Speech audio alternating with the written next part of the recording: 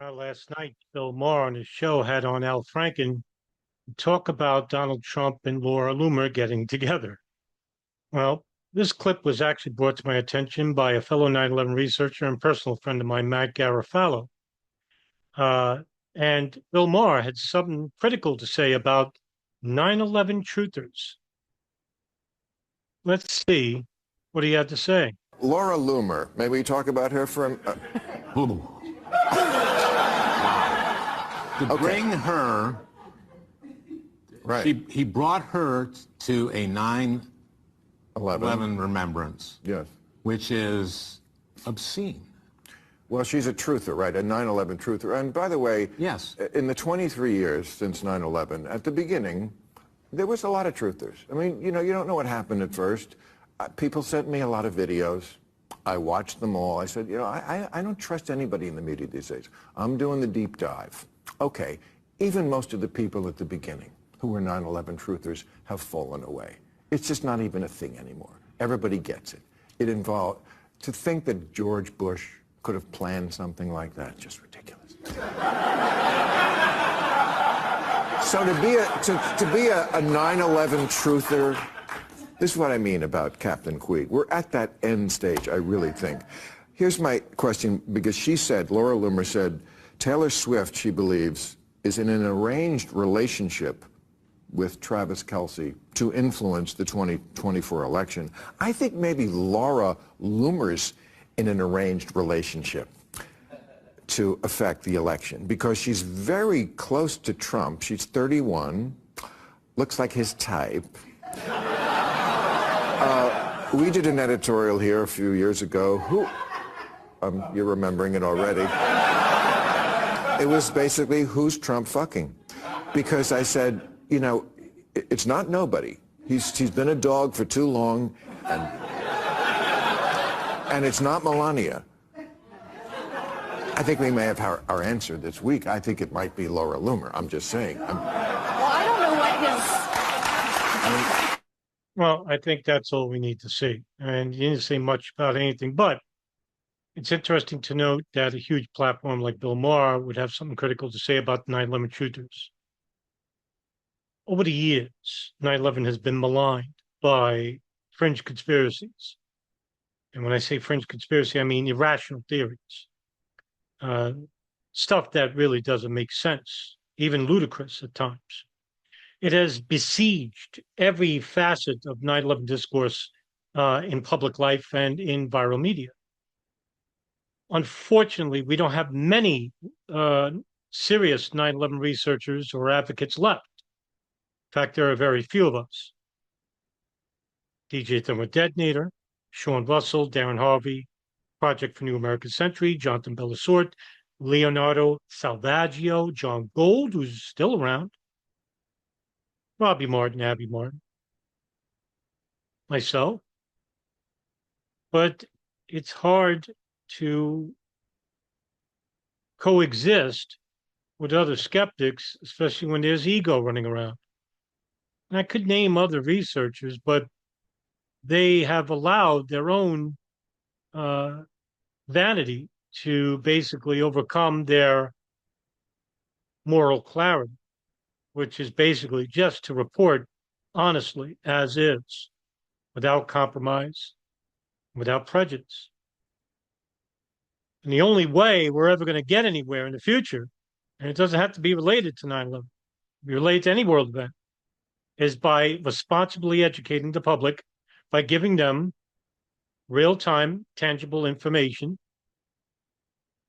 that they could use, say, in a court of law or in a discussion.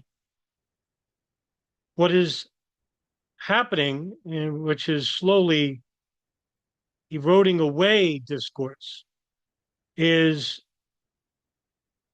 the advent of state-sponsored and public-sponsored misinformation. The two are synonymous with each other. Because of this, agencies like the CIA, what are you going to say?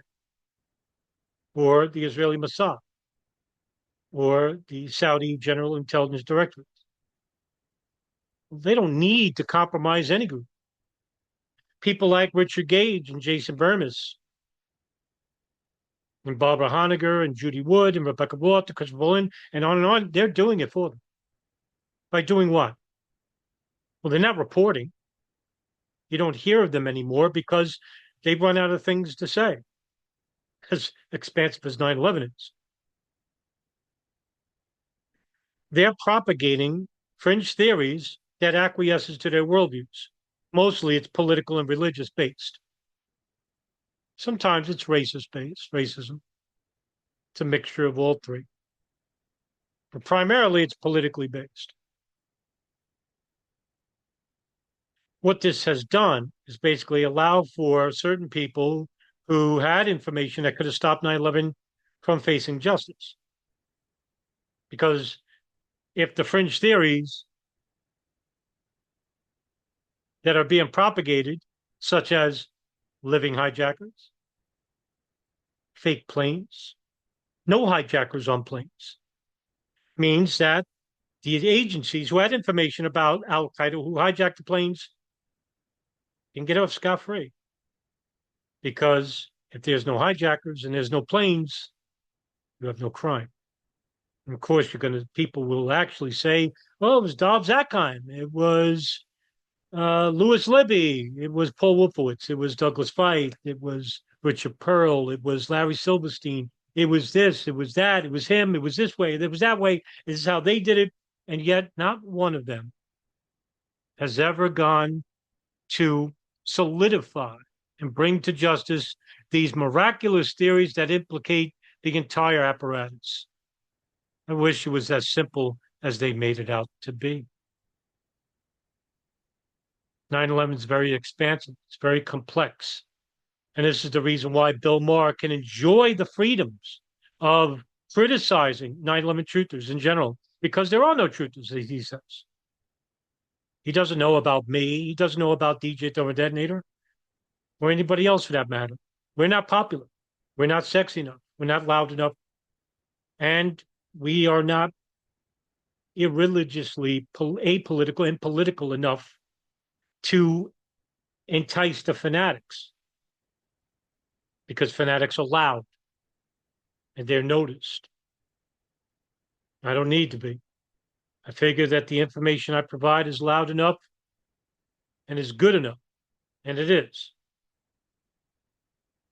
Now, that doesn't mean that we're defeated. It just means that we have to wait for the smoke to dissipate in order to start a real fire, a real movement. And now, with the seemingly trivial end of the 9/11 fringe movement, with the exception of maybe Richard Gage, who's not a threat at all, and some no-planers, they will die in time. I'm not talking about them physically. I'm talking about here.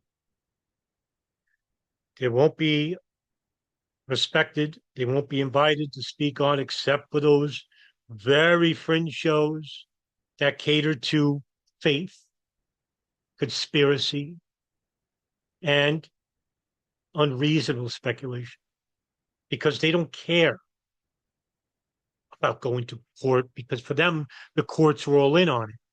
So why fight for justice? So what are they fighting for?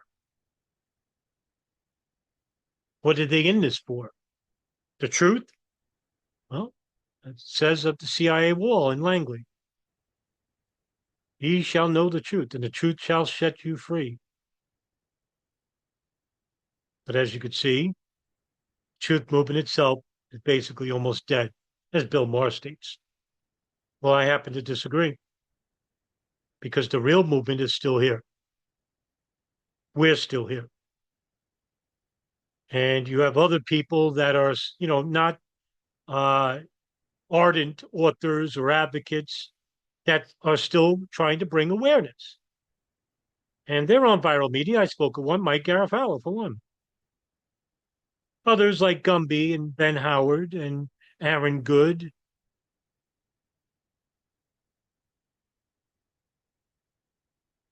And there's others who are trying to bring attention. Even former Guantanamo detainees like Mohamedou Al-Slahi. Mansour Adayfi, Mozambique. There are a couple of us, but soon I have to take that maybe there'll be more of us. Maybe not as fast as I'd like it to be, but in time they will be. The problem is getting it to the right platforms, the right press. Because when you're a 9/11 researcher and a respected one, but not popular, you know who you are. You often feel very alone, very aware of the fact that you are alone when you're not. When the powers that be in the intelligence services, foreign governments, and our own government are actively participating in a continued cover up with Saudi Arabia, the CIA, the NSA, and Israel regarding pre intelligence that could have stopped the 9/11 attacks from getting out to the public, you often wonder if you ever did speak to that press operator or reporter and told them what you know, would they ever post it for society to read and finally learn about the truth? What? What did you do? I told him a story. You play games? I told him a story.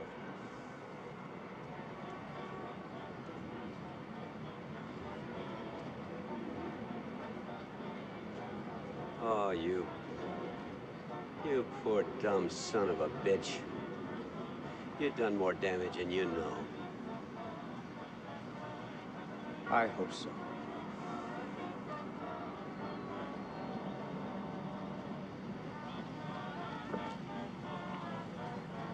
You're about to be a very lonely man. It didn't have to end this way. Of course it did. Hey, Turner. How do you know they'll print it? You can take a walk, but how far if they don't print it? They'll print it. How do you know?